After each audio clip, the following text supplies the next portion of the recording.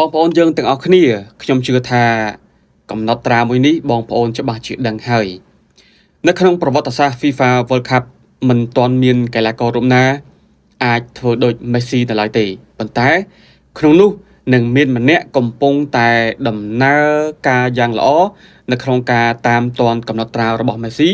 ហើយនឹងបំបែកនាពេលអនាគតនោះគឺជាកីឡាករដែលសុទ្ធបាល់បញ្ចូលទីបានច្រើនបំផុតនៅក្នុងព្រឹត្តិការណ៍ FIFA World Cup អ្នកលេខ1កំពុងតែឈរនៅលើកំពូលតារាងតែម្ដងគឺ Lionel Messi គឺសុទ្ធបានចំនួន19គ្រាប់នៅក្នុងការបង្ហាញខ្លួនរបស់ Messi ក្នុងនោះគឺមានគ្រាប់បាល់ពេនទីចំនួន4គ្រាប់អ្នកលេខ2កំពុងតែតាមពីក្រោយគឺ Kylian Mbappé កីឡាករវ័យក្មេងរបស់បារាំងរូបនេះបច្ចុប្បន្នសុទ្ធបានចំនួន18គ្រាប់ក្រៅពីនោះយើងបានឃើញកីឡាករដែលពួកគាត់ចូលនិវត្តន៍ហើយគឺកីឡាកររបស់ឥន្ទ្រីដែកអាល្លឺម៉ង់ Miroslav Klose បានចូលនិវត្តន៍ហើយដែលលោកសុទ្ធបានចំនួន16គ្រាប់បាទ Ronaldo របស់ក្រុមជម្រើសជាតិសាំបាប្រេស៊ីលបាទក៏ព្យួរស្បែកជើងដែរសុទ្ធបានចំនួន15គ្រាប់បាទលោក Gerd Müller បាទវរៈបរិះបាល់ទាត់របស់ឥន្ទ្រីដែកអាល្លឺម៉ង់បាទសុទ្ធបានចំនួន14គ្រាប់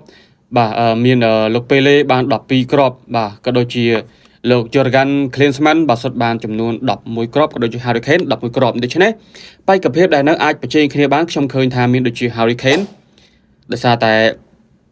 គាត់អាចនឹងថាលេង World Cup ម្ដងទៀតប៉ុន្តែបើសិនជាលេងអត់បានក៏ដឹងធ្វើមិនដែរដោយសារតែ Harry Kane មាន11គ្រាប់ប៉ុន្តែបើសិនជាអង់គ្លេសអាចចូលទៅវគ្គជ្រៅក្នុងមកប្រកួតបាទ Harry Kane អាចសុទ្ធបាន1គ្រាប់ឬក៏2គ្រាប់នោះស្ថិតិនឹងឡើងជាបន្តទៀតអ្វីដែលជា